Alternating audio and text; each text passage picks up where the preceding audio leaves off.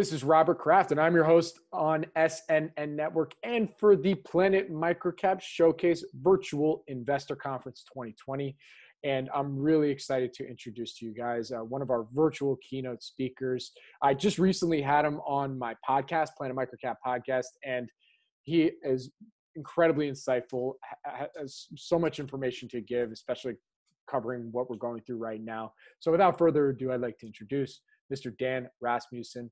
He is the founder and portfolio manager at Verdad Advisors. Dan, thank you for joining us today. I really do appreciate it. It's my pleasure. Thank you for having me on, and I'm thrilled to be here for the Planet MicroCap conference. I picked a quote for today that I think sums up how many microcap investors are feeling, certainly those of us who are microcap value investors. George MacDonald wrote in Lilith that the business of the universe is to make such a fool of you that you'll know yourself for one, and so begin to be wise.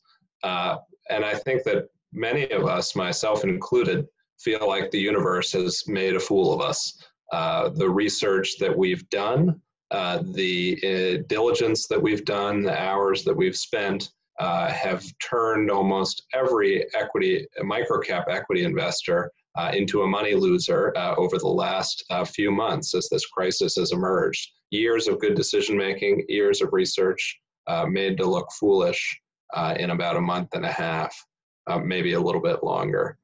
So I wanted to start by talking about the two forces that have been in play that have made such fools of us. And I think, you say that you can't see the wind, but you can see the leaves move. So I'll talk about what leaves are moving, and then what forces, maybe we can try to describe the wind, and then we can describe what happens next and where do we go from here. So the two big forces, the first is a very short-term one, and that is since the beginning of the year, high yield spreads have gone from about 3.5 or so to well over 800 basis points. So we've had, a 500 basis point move in high yield spreads, which is really dramatic. For those of you that don't follow the high yield spread and the high yield market, you should. This is the single best metric for understanding liquidity flows in markets. And so what you've historically seen is that when the high yield spread blows out, like it has, it's an indicator that money flow from private lenders has essentially stopped, or in this case, basically stopped, right? New loans are not getting done. Old loans, you're having trouble selling them. So the lenders are in trouble. And when the lenders are in trouble, or they're uncertain and not deploying capital, that really affects illiquid stocks. So small cap and especially micro cap stocks get hammered every time that high yield spread goes wide, because the same dynamics are happening, right? The lenders to the equity investors, everyone's doing two things, right? They're saying, wow, I lost so much money over here, I have to sell what's over here. So, they're selling the good with the bad, and they're don't have any money to buy anything new, because these are liquidity constrained portions of the market. And the only thing that's happening is liquidity is flowing massively out. So in the short term, what you've seen is that the smaller and the cheaper the stocks that you've bought over the past few years, the worse that you've done this year, with an almost linear level of predictability. And that dynamic, it isn't individual to the company, but rather a macroeconomic effect that always happens when liquidity gets withdrawn from markets. So that's the first, big force that's been affecting microcap investors, is this blowout in the high yield spread, the withdrawal of liquidity from markets. And I think, as you've seen the Federal Reserve intervene, right? First they intervened in investment grade debt. Now they're intervening in high yield debt. They're never going to intervene in microcaps. At least I don't think they are. So we're at the tail whip of the liquidity market, and we're at a place where liquidity is drawn out, right? So problem number one. The problem number two is that over the past decade, we've seen a very strange divergence between the valuations of value stocks and the valuations of growth stocks. We measure this using the Fama French data set on Ken French's data library, very good resource if you haven't used it. And what Ken French tracks is the 10th percentile and the 90th percentile of the markets. And if you divide one by the other, the valuations of one by the other, you can think of a valuation spread or ratio. And I think people at GMO and other places have talked about this for a while. AQR, O'Shaughnessy, a lot of quants look at this metric because it really helps contextualize the market. And what you've seen is that in 2013 or 14, that ratio is above average, but not that far above average. It's now gone to 2 standard deviations above average, to levels that have only been seen once since 1951. And the only other time we saw them prior to now was in the very end of the tech bubble, so 99, 2000, 2001, when you had similar ratios of the valuations of growth stocks to value stocks. So essentially what you're seeing is a market in which if you are a growth stock, you get valued like you've never gotten valued before, right? Unprecedented high valuations. And if you are a value stock, nobody cares and you're cheaper than you've ever been, right? So that is a very, very strange dynamic, right? And I think if we then think about the why, right? So we talked about the why high yield spreads have such a disproportionate negative impact, right? It's this withdrawal of liquidity that affects the most illiquid things the most. In this dynamic, right, what is the why? What is driving these valuation ratios? And I would argue that it's a narrative, right? That this is a narrative. And the narrative is this. We are in a low GDP growth environment that is also highly cyclical, and we could have a recession like 2008 anytime, right? So this is the narrative pre-coronavirus, right? And so in that environment, what you want to look for is companies that are low volatility and high growth, that were not particularly affected by the last recession and will sail through whatever comes next. And so what you need to own is tech stocks, right? Because they're not cyclical. A lot of them are selling software that's sort of critical use. It's not going to decline all that much in a recession. A very high margin, always going to be cash flow generative, not going to go bankrupt. And in addition, it's growing GDP plus because it's taking share from retail. It's taking share from newspaper advertising and print advertising, so it can grow regardless of GDP. Right? So anything that sort of fits that broad narrative of being safe, recession resistant, or high growth has been rewarded. And anything which is sort of old school, which is cyclical, which is GDP exposed, has not done well. And then what you saw in the last few months is essentially that recession arrived that everybody had been preparing for. And guess what? All the investors that had piled into those growth stocks, they just got what they paid for because they didn't draw down that much, right? Google's not down that much. Amazon is not down that much, if it's down at all. I think it's up. All of these other big high-tech, big growth stocks are barely affected by this major crisis. And in the other hand, real economy companies, industrial manufacturing companies, retailers, local businesses, absolutely hammered, right? And so you've seen certainly that impact on the microcap space, which tends to be much more sort of real world than the large cap space. So very, very interesting dynamic. But the other thing that I think is happening now, right? So you have to pause and say, those are the two big gale force winds that have been blowing against us as microcap value investors. Those are the forces that have made a fool of us, that have made us feel a tremendous amount of pain in our portfolios and to feel like every decision that we've made was dumb.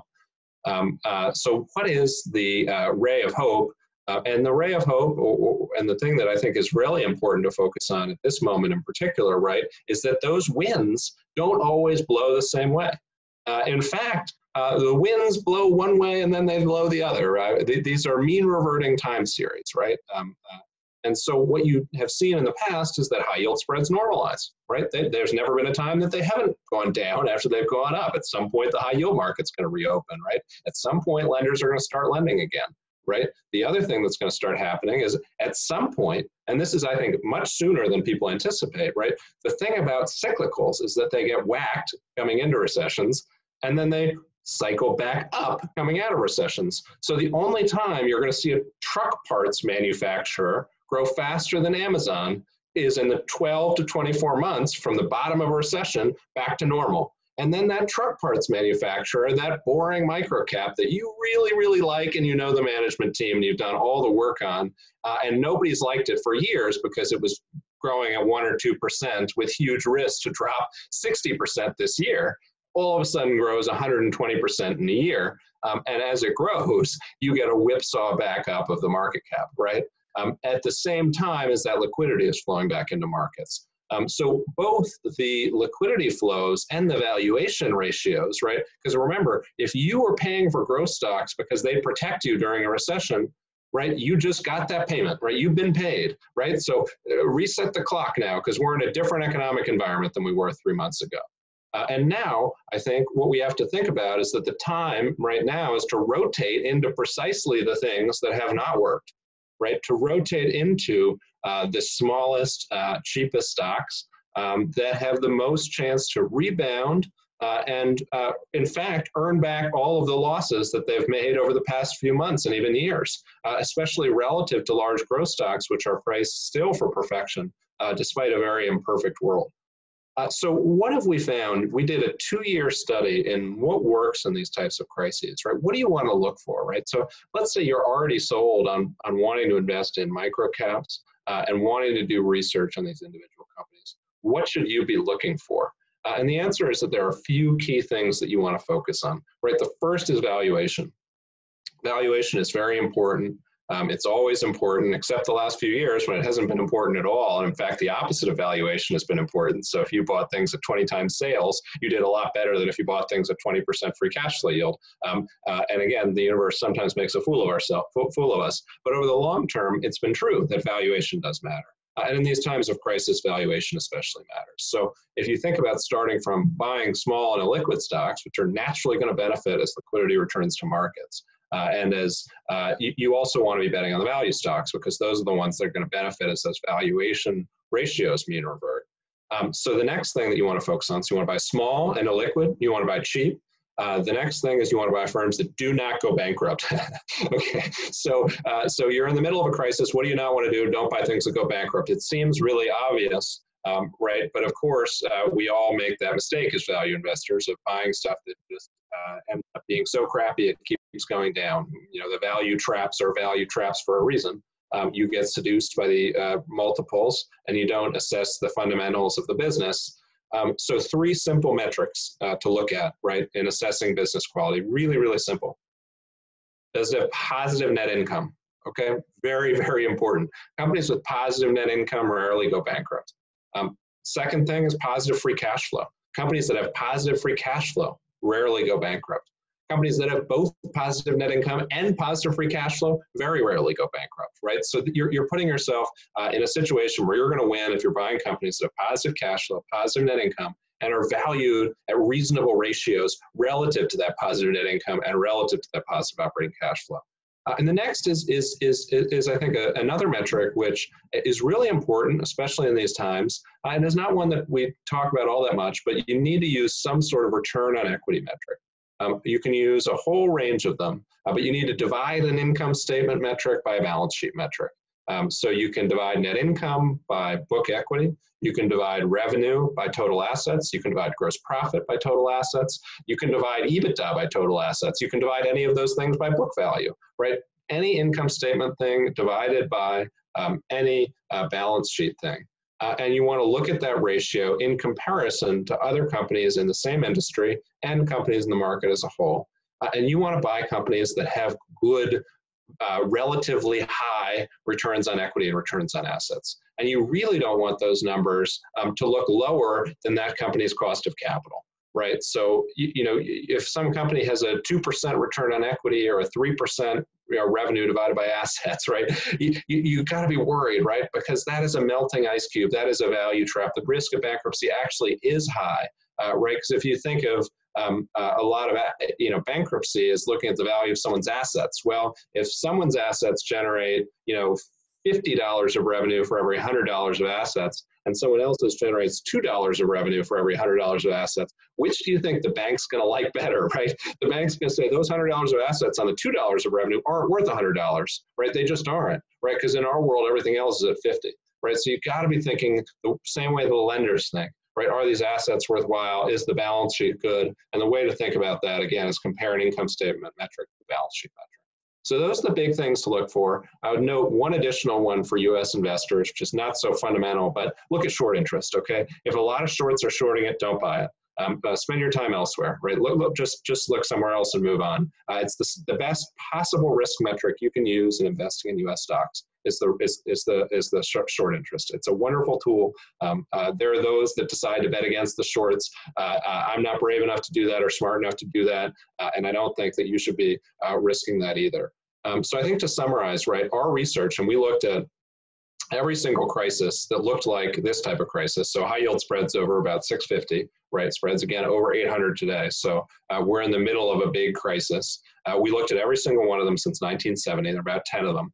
And what we found again is that those were the key metrics that work, right? You want to buy the smallest, cheapest companies that are not going to go bankrupt. And if you can do that, and if you can hold on, right? And I think the holding on is perhaps the way that we come back full circle in this talk. You'll win over the long term, and especially in the short term right now, right? The short term looks extremely promising for micro and small cap investors, especially micro and small cap value investors, because liquidity will return to the market in the next 12 to 24 months at some point. And when liquidity does return, the most illiquid stocks will get the biggest benefit, right? So I want to return, again, to the beginning of the talk where I talked about that quote, right? Which is that the universe can make a fool of us, right? And that realizing that we've been made a fool of and that we are fools is perhaps the beginning of wisdom. I think that now, when we feel most like fools, when the decisions we've made have perhaps been the most painful, felt the stupidest, is actually the time of the maximum opportunity, right? And I think the moment for us to say, we understand that everything in microcap value that we've done for years is looking horrible right now. But if you believe in what you believe, and hopefully you believe that buying small, attractively valued, good companies is a good decision, which I think we would, hopefully no one would disagree with. If you think that's a good idea, then now it is an especially good idea. No matter how painful the past has been, the future is much, much brighter. And I think if we are sitting here today, I would say we are at the confluence of market events that was as though you married November or September of 2009 with, let's say, May of 2000, and you smushed them together into one moment in market history. And that moment would be today, right? Because today you have this unique combination of very, very high yield spreads and very, very high ratio of value of growth to value stocks. And if either of those things normalize, the magnitude, the extent to which micro and small caps can outperform large caps, which is a thing we've all forgotten about because it hasn't happened for a long, long time. But if you want to just understand the magnitude of that, from about 99 or 2000, about 2005, 2006, about a 5 or 6 year period, I'm sorry, I don't know the exact numbers off the top of my head, the large cap index, the S&P, gained about 8%. Cumulative, not annualized, cumulative, went from $100 to $108. Over that same period, small cap value, as tracked by Fama and French, went up 5x, right? That is the type of outperformance you can see in small and micro cap when you get things like this right, when you get the timing right. And so I would counsel all of you, the universe has made a fool of us. Micro-cap investing is in a crisis. Value investing is in a crisis. But crises create the greatest opportunities for those who are able to hold on, to not lose their calm, and to continue to have conviction in their process and in the principles that have guided their actions to date.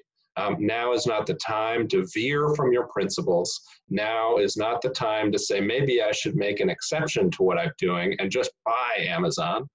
Now is the time to keep doing what you've been doing because the rewards are finally, hopefully, near at hand.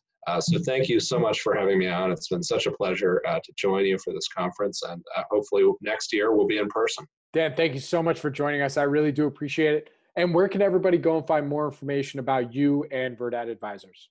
Our website is www.verdadcap.com. I am also on Twitter at verdadcap. We run a weekly newsletter. If you're not already subscribed to it, please do. You can do so either through the link in my Twitter bio or on our website.